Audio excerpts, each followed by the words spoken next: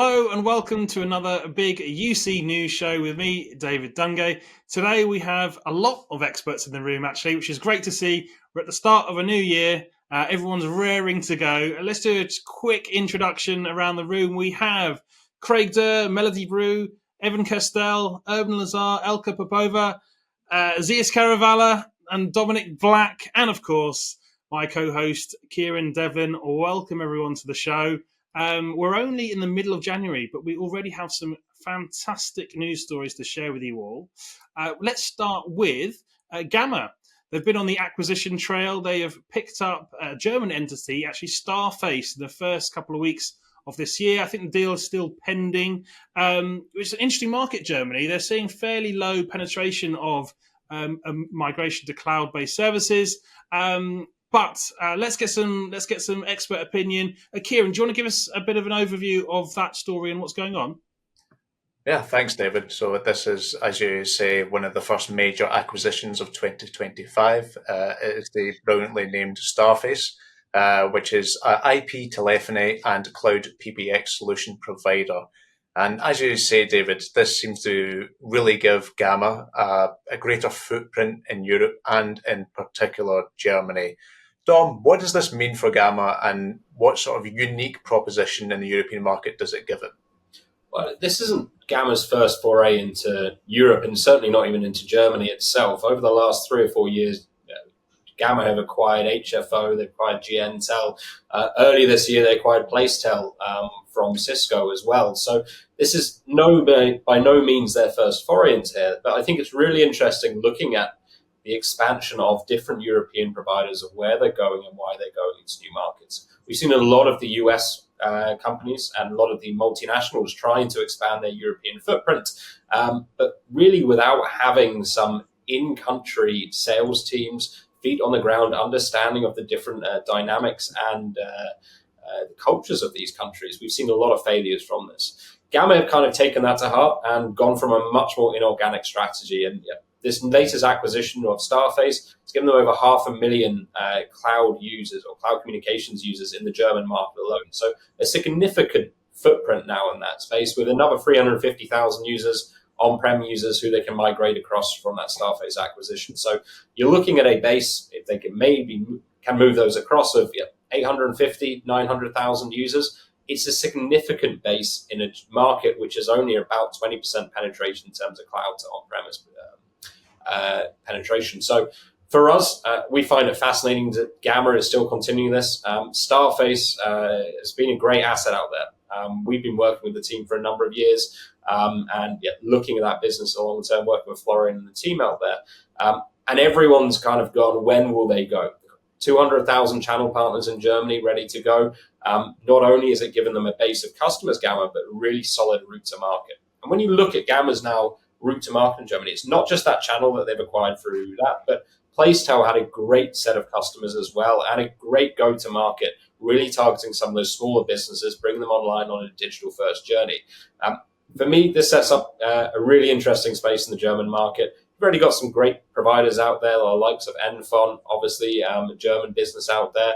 You've got people like Zipgate as well, and a few others, all competing with the bigger guys like Deutsche Telekom and Vodafone Germany. So for us, great to see that through. The valuation that Placetel got was also really solid as well. So looking at further M&A acquisition activity across Europe and also in the US, I think it shows a signal that if you have a good product and a good go-to-market, people are still willing to pay a high valuation for that.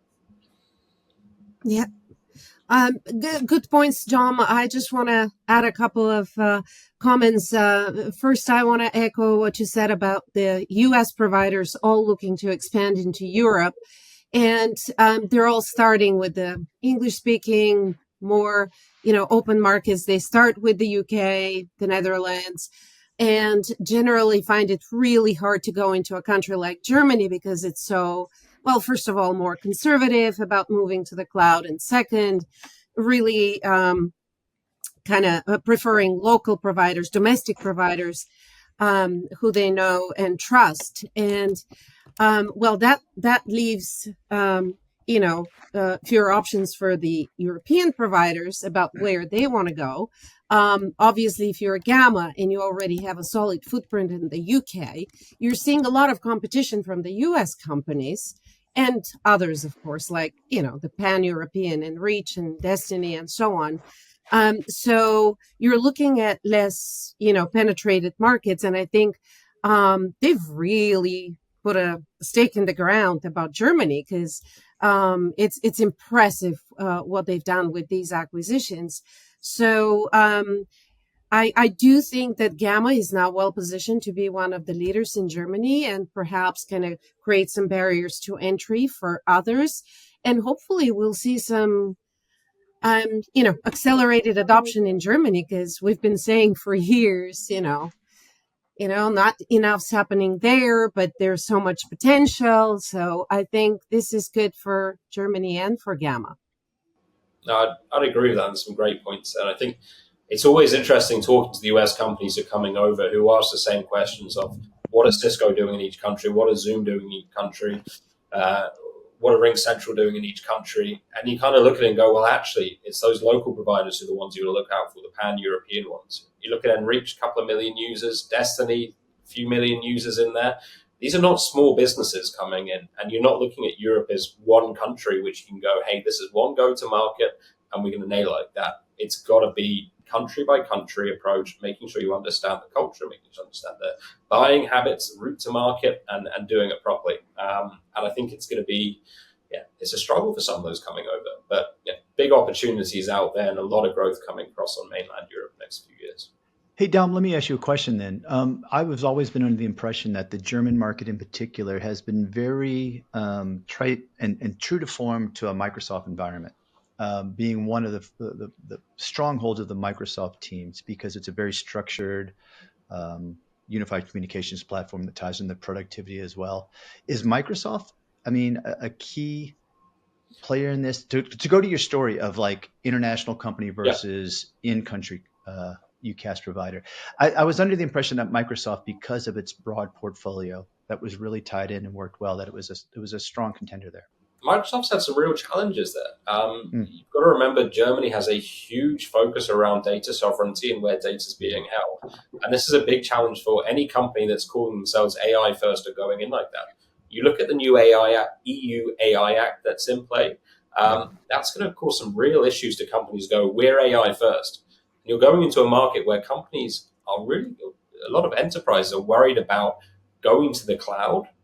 And you're going in there saying, hey, we're going to use AI on all the data and things like that. There's some big challenges there. We've spoken to German businesses out there who are going, we will not work with a US company unless they have data centers here and have full data sovereignty, that we know what data is being held here.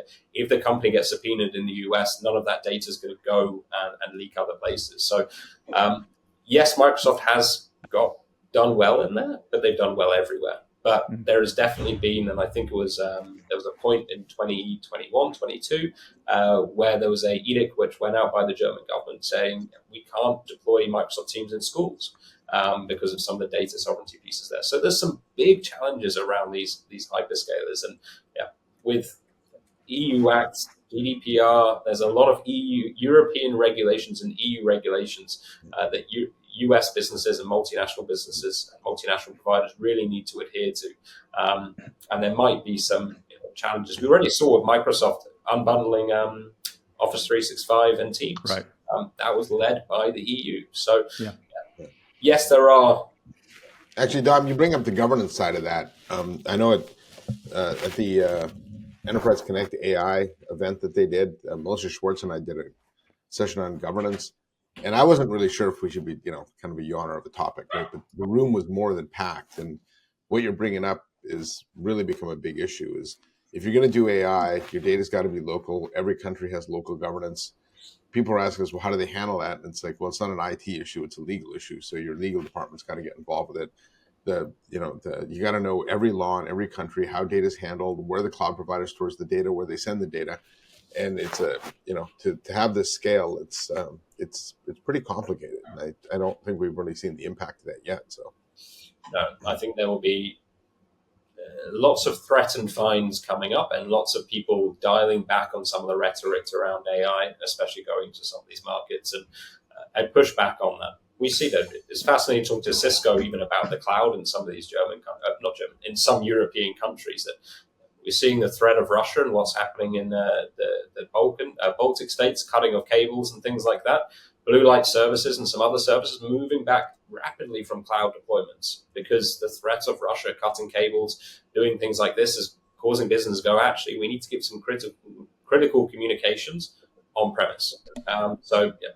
There's a lot to see in Europe at the moment. It's quite an exciting time. There certainly is. So we're talking about AI first companies. Let's go into our next story then. The AI wars are hotting up. This time it's around cost. We've touched on cost before when Eric Wan had a few shots around the industry about people charging for AI features. Our next story is about Google making those AI features free for its workspace subscribers. And I say free, I should put it in inverted commas. The price seems to have increased for that service in the same breath as well. But Kieran, give us your take on this one. What's going on there? Yeah, so as you say, David, it's been a very interesting week in the AI race. Google has made AI free for all workspace subscribers, while, as you say, hiking the solution's basic sub price from $12 to $14 per user per month. And this is aligned with Microsoft also doing something similar. This week launched 365 Copilot Chat, which is different from Microsoft 365 Copilot, maybe perhaps slightly confusingly. And this adds pay-as-you-go AI agents to the existing chat experience, and is separate from that premium subscription tier, which is still $30 per user per month. This seems like a strategic shift towards the longer-term gain of greater user adoption and uptake over the short-term revenue bump. Urwin, what's your take on this quite exciting change in the AI race? Yeah, I think it's a very competitive market. I think when Microsoft's strategy and in the collaboration space, they certainly have a dominant position, has been to charge. They charge for Teams Premium, they charge for Copilot. The vendors that are trying to challenge Microsoft in this space are looking for ways to gain market share, provide an alternative. Dom mentioned earlier the unbundling of Microsoft Teams now provides another potential inflection point. So with Google, yeah, as you mentioned, they're bringing Gemini for Workplace to the masses for free, but with a $2 a month US increase in monthly license costs, as you mentioned. That would be the equivalent of Microsoft saying, "Hey, we're going to give you Copilot," and again maybe increase the price. So I think they're trying to win market share. They're trying to provide an incentive for organizations to say, you know what, maybe there is an alternative to Microsoft out there. They're following the lead of Zoom. I think a lot of us thought it was unsustainable when Zoom announced Zoom AI Companion would be provided at no cost. Yet here we are 2 years in, Zoom's revenues continue to grow. They continue to gain market share, and they haven't suffered from having to eat that cost of processing those AI requests. I think the Microsoft announcement is a little bit different with the introduction now of Microsoft 365 Copilot Chat as a free service with the additional agentic AI capabilities on a metered basis. I think they're targeting more going after those use cases where they're competing with a ChatGPT, OpenAI / or Gemini or other Meta, Grok, et cetera, the ones that are out there, where they're looking at how do we get people to use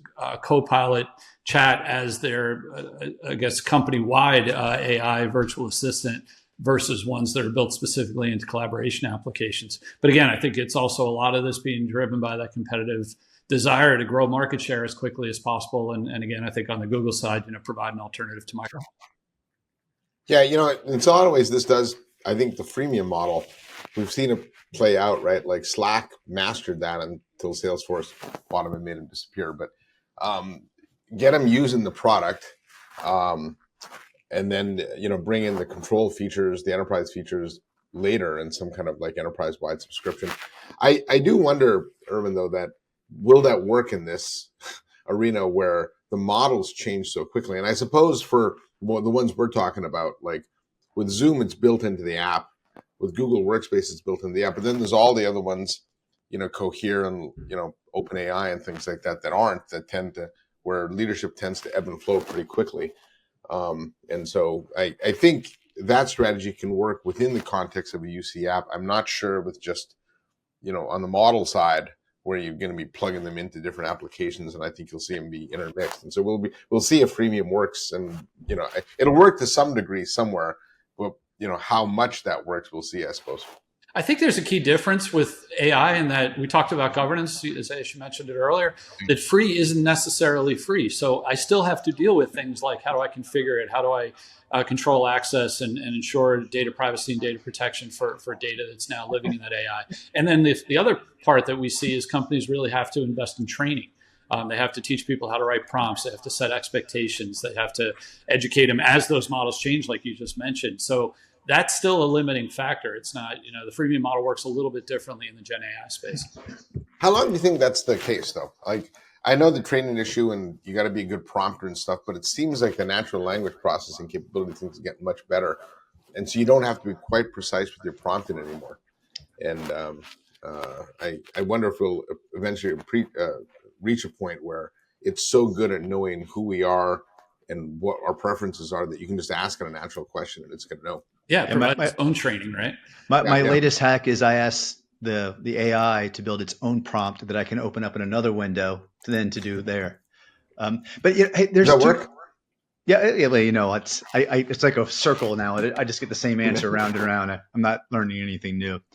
But Urwin, there was two things I think about hearing how you share this. The first thing is, I still contend Microsoft has one of the most confusing branding naming models around its AI, what's free, what's included across the portfolio. And they've acknowledged that's a problem they plan on solving in 2025. And then they drop this, which is a 3-name Microsoft 365 chat Copilot. I can't even get it straight sometimes. I don't think they're solving their branding naming issue. But the other thing I would share too is, I wonder out loud if this is just the beginning of a freemium model that's leading them to having more consumption-based purchases and even outcome-based purchases. So if you look to like enterprise applications out there in the world, Adobe is doing its credit-based for when you generate images and you consume credits, and it's as you use it. Zendesk actually, for its AI agent, is experimenting with an outcome-based idea as well too. Now it's a little tricky how their pricing model is, but I guess my point is this: these are it's the candy store. These are the free AI activities you get up front, I think, with Microsoft and Google. And I suspect they're tying into these consumption-based models on the back end or something as well to continue to support their revenue. Yeah, actually, the pricing you brought up is interesting too. Aaron Levy, CEO of Box, Levy, posed that question on Twitter a little while ago. What is the pricing model going to be? And actually, at Cisco's AI Summit yesterday, GQ asked him about that, and he said he didn't know, because you could go with an outcome-based model, right? And if you save me money, I'll give you a piece of that. You could go with a consumption model, right? You could go purely utilization. There's so many different options you could charge with this, and there's no real industry way to do it. Even within our own space of UC and CC, we've asked the vendors at every meeting we go to, how are you going to price for this stuff? And they throw out some possibilities, but nobody has really nailed how this is going to be, right? So, yeah. All I know is as a sole proprietor, I'm spending too much. I'm licensed 8 different Gen AI tools for the various work I do, and I can't afford it. So something's got to go or be consolidated, and I suspect that's going on 1,000-fold in enterprises. I think that actually is one of the things that, Urwin, you said that it's not free, and this isn't free. Microsoft is actually, it's a consumption-based model. But when people don't have it, they are going to bring their own AI. And Microsoft actually pointed that out in their work trend index, that people are bringing their own AI. So for companies, giving somebody, say they're not a power user and they don't want to do the full Copilot, 365, the $30 per month per user, giving them this option is a much safer and cheaper option for them to give the kind of light user this option than it is for them to bring their own AI to work. So there might be some expense on the IT side for them to implement it, train, and all of that, but they save themselves a whole lot of headache on the bring your own AI side of it by giving people access to models that they know that are safe and they can control. I also think, I think two of the real big things that we're seeing with Gen AI in the workplace is cost and adoption. And both Google and Microsoft are addressing those things by saying, okay, here are some options for you. Because if people aren't going to use it, there's just no justifying it. And if they're not going to use it, they're going to fall behind. So they're saying to their customers, get it in the hands of your people, recognize the value of it. We're going to give it to you in some capacity. We're going to give it to you in the way that you want to consume it, whether it's subscription, consumption, not free, included in your subscription. We're going to let you consume it the way you want to consume it because we need you to use it to recognize the value. If you don't recognize the value, you're going to walk away from it. And then also, you as a company may fall behind and you may not exist and you're not going to be our customer 3 years from now because you're going to get eaten up by the competitor. So I think this is a really smart move. And like Zia said, like nobody knows how they're going to price things in a cup. We're going to see this evolve. So I think flexibility is really key. And I think that's what they're doing here is like, this may be sort of a stopgap, but it's flexibility and that's smart. Yeah. Somewhere, sometime this has got to get figured out though, because all these AI companies are losing money. Right. So. Right. Well, but I was going to say, is meantime, the friend that was announced earlier, Zoom, they had, although quiet and subtly, they continue to add AI features. In an announcement they just had yesterday, they continue to enhance where AI is touching throughout their work suite. And so the thought I have around them is they're continuing to make this just integrated into the fabric of the experience. So if they ever do go to a consumption-based model, it's going to be very confusing, first of all, where to pull it out. So I think they're really pursuing this model of holistically embracing the cost within the main license as opposed to going to consumption-based or. No, I could see you doing both, though. Like if you brought it to a sales tool, you could charge based on the number of qualified leads you generate. They do, right. They do that. But across their basic UC suite, yeah, it's still integrated. They had some new chat features, some new contact center features, but they still have the Zoom sales agent, and they announced a couple of other verticals as well that they're delivering on this year, supposedly. Do we need to have a conversation about the word agent? Craig, we were talking off camera earlier, and you were kind of discussing the nuances of the word agent versus sort of autonomous tools in the market. What's your take? It was still early in the coffee in the morning. I was ranting on a soapbox, and I think Urwin contributed to it as well. I think he feels the same way. When you looked at what Microsoft just did with their enhancements around AI, and they talked about having access to some free agents within their app store, I had a chance to go look at them and explore them. They're calling them coaches. But what they really seem to act like to me is very comparable to what those custom GPTs looked like within OpenAI's model. So they're pre-trained. In my mind, an agent should be something autonomous. And I think we're still moving towards that, where it actually is going to truly act upon my behalf. Where I think what Microsoft was kind of using the term agents and coaches and kind of using it synonymously was still more like custom trained prompts based upon libraries of information on the back end. Help me with my email coach or something like that is too. And so what I'm coming to is that we're still in this marketing greenfield mindshare grab. And I think agent is the word, as many people have already called out in their 2025 predictions. And I think there's very loose interpretations of that right now. And man, I wish people would just narrow it in. Let's have a common definition and work on what is an agent, what is an AI workflow, what is just an automated workflow, and then execute on those. I don't know, coffee talk. I'd say in Jensen's keynote at CES, he talked about the shift from agents to co-workers. Actually, he might have even seen that in an event before and there's a very fine line of differentiation, I guess. When I think of an agent, it's something you ask it questions and it gives you answers back. I think where these things are evolving to is to really be more of a co-worker. It gets proactive and it can complete tasks end to end. And it's not just, it just doesn't kind of respond to what you're doing, but it can wholly take on tasks and complete them. I'm waiting for the day, though, that when a sales agent reaches out to an IT pro his agent responds, and they do like 85% of the negotiations of pricing and things like that before somebody's brought in. It's sort of a comical thing to think about, but I think some transactions we have will wind up being like that. So Yeah, I think the word that Mark Benioff at Salesforce used is digital worker. And that really describes what these are. And if you look at some of the tasks they're taking on, you saw Zuckerberg talk about not hiring mid-level software engineers by the end of 2025. So these are what agents are, and these are coming to all kinds of roles. And it's going to be really fascinating to watch. Yeah, I agree, and it's definitely we're in the market hype cycle. In fact, this morning, before we started this, Salesforce announced Agent Force for Slack was now generally available, and again, a lot of that is focused on that automation, being able to build and task agents to do things for you and on your behalf. But yeah, I think it's going to be a really interesting future when there are meetings that are only attended by people's agents, and then when customer and business agents are having conversations and trying to keep an eye on what's going on there. Yeah. Then we'll have a bunch of agents attend a meeting, then you'll get a bunch of to-dos. Yeah, exactly. It's agents assigning each other action items, and then when they act upon it, then they're truly autonomous when those agents are doing all the work.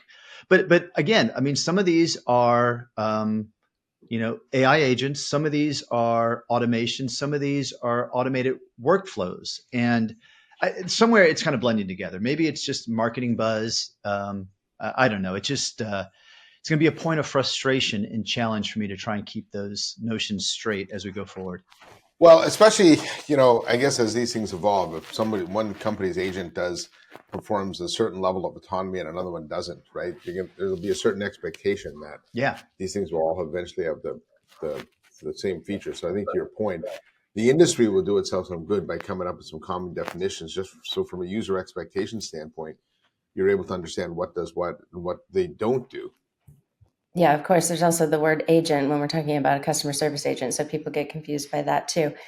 I have a question for you all just to sort of ponder, like if these agents are actually going to take over a significant number of jobs that drive a significant amount of revenue for these companies, is the government going to start taxing these agents as employees? Ooh. That's a Doge question. Yeah. Well, that was Bill Gates' big idea back in the 90s when robotics started to take off. His idea was to tax robots, and of course that didn't really end up either helping the industrial workers in the Midwest or job displacement due to automation and robotics. So I suspect not, but who knows? So Benioff brought this up at Davos like 2 years ago, but it was way before Salesforce was like going heavy on the agent. So I'm curious to see if anything like that comes up this year. Yeah, well, I don't think you tax them. What's interesting is who brings them in, and that was the other part of the CEO's keynote Jensen did, where he mentioned that the IT department will become the HR department of the future, because when you're looking to bring in certain skills into the organization, all these agents have different capabilities, and so who's going to determine which agents to use? It's not HR, right? It's the technical folks that have to figure out which ones you plug into which workflows. I mean, if you also have this major digital workforce, who manages the digital workforce? Like, is there just a completely different entity now? Is it IT? Is it HR? Is it a combination of is there a new, they say like AI might eliminate jobs, but also might create a whole new set of jobs that we don't even know exist. So this is what David Solomon, CEO of Goldman Sachs, said yesterday about this. This was yesterday. He said this. He goes, big technology waves have always brought about big change in the world for a long period of time. They destroy jobs, and yet we manage to create new jobs on the back end of it as we drive more growth in the economy. So I don't see why AI is going to be different. I just don't think we know what those jobs are. I've asked some, Fran Katsoudas and Graham over at Zoom, like, what are some of these jobs we create in the back end? Nobody really knows what these uniquely AI jobs are yet, but they're coming. So we're probably all too old to do them. I had never thought about, AI or any technology being taxed as a person. I mean, how is it? I mean, on one hand, I can see how it's fundamentally different from any other machines or equipment or technology. But on the other hand, indeed, how is it different from, like, I don't know, a packing machine versus a human packer, an assembly machine versus a human doing assembly. Like, I mean, I get the difference. And at the same time, I'm thinking, is it really that different to begin to tax it? I don't know. Yeah. I think you're right. I think the challenge comes if it depends on who you listen to, but there's certainly a lot of people prognosticating that AI will lead to massive reduction in the need for human labor. And so in that case, not only do you disrupt tax systems, but you disrupt social fabrics of millions of people trying to figure out what they're going to do with themselves. So you hear talks about UBI and so on. So yeah, definitely a topic that will probably get a lot more attention as AI continues to rapidly advance. And I think you're absolutely right, Urwin. And if anyone's going to ISE next month, actually their drone and robotics arena is going to be bigger than ever before. So this market is absolutely coming. So well, let's talk about some events. I know a few of you have been out already sampling some of the events on offer. Zeus, you were at CES right at the beginning of the year. Las Vegas in early January sounds horrendous to me, but how was CES? What did you pick up that's relevant to this conversation today? Yeah, I was at NRF last week as well in New York, so opposite sides of the country. Vegas was a lot warmer than New York, though. So, first of all, on the robotic point, what's interesting about that is I keep referencing Jensen's keynote, but he did talk about the next wave of AI going from agentic or generative to agentic to physical AI. And where he said, actually in the analyst Q&A, anything that moves will eventually be autonomous. And, you won't mow your lawn in 10 years. You'll just have something that goes out there and does it, right? You won't, vacuum and things like that. And I will say the automotive section at CES has overtaken the entire event. I mean, it was not only is it using the entire Vegas Convention Center, it's spilled out into the parking lot where companies are building their own pavilions to showcase the stuff that they're doing. So that's coming. I think one of my big takeaways, though, is I do think we're going to see kind of a rebirth of voice, right? Everyone's been predicting the decline in voice for a long time. I think it was like a decade or so ago that Gartner said no one would ever use voice again and things like that. I think one of the reasons why we've shifted away from voice is because the voice interface on most products stunk, right? They really weren't very good. You had to know exact prompts and, so you just always wound up saying agent. But the better these things get, in fact, Patrick Dennis, the Via's new CEO, said voice is the interface we're all born with, right? So it's the one you naturally want to use. And I think over time, every application that you use, every app service that we use is going to have some sort of voice interface built into it. So if you think about the way you change a flight, you'll go to your flight on the web, you'll look it up, you'll then go out of the flight, you'll go click book flight, you'll look at all the ones that are available. You'll then go back into your reservation, you'll make the change, right? And it's a big complicated process. And you do that because it's better than calling the contact center. Now, what if the voice interface to these applications got so good that you could just start asking it questions, kind of like Tony Stark does in Iron Man, and just posing questions about, if I realign my sales force to this way, what would that look like, right? And so I actually think we're going to see a very big rebirth in voice, and that's not something we've seen in a long time. But it is a better interface if all the natural language stuff works.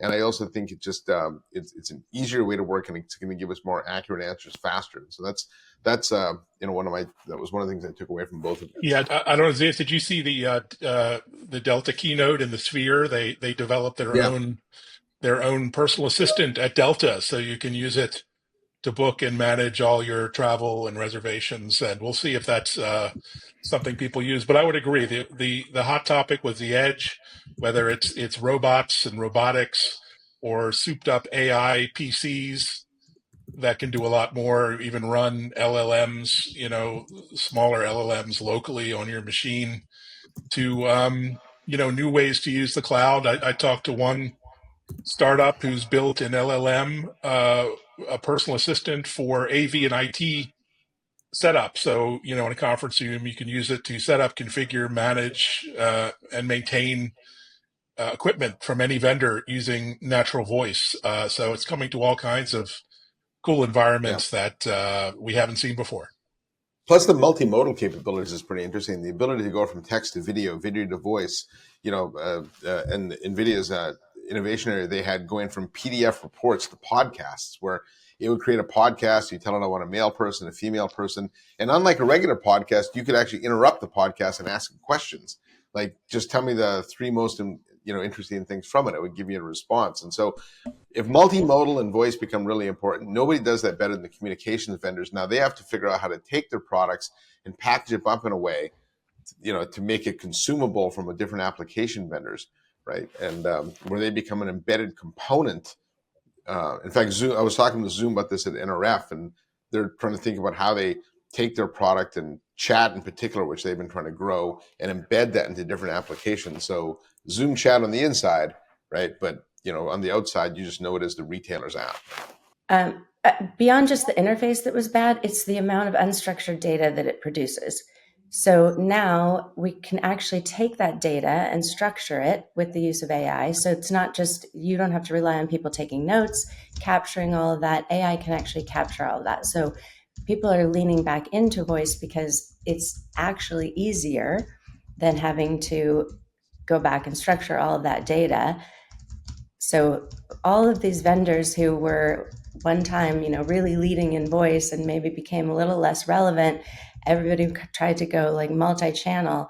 Now voice is so much more relevant. They really have a huge opportunity.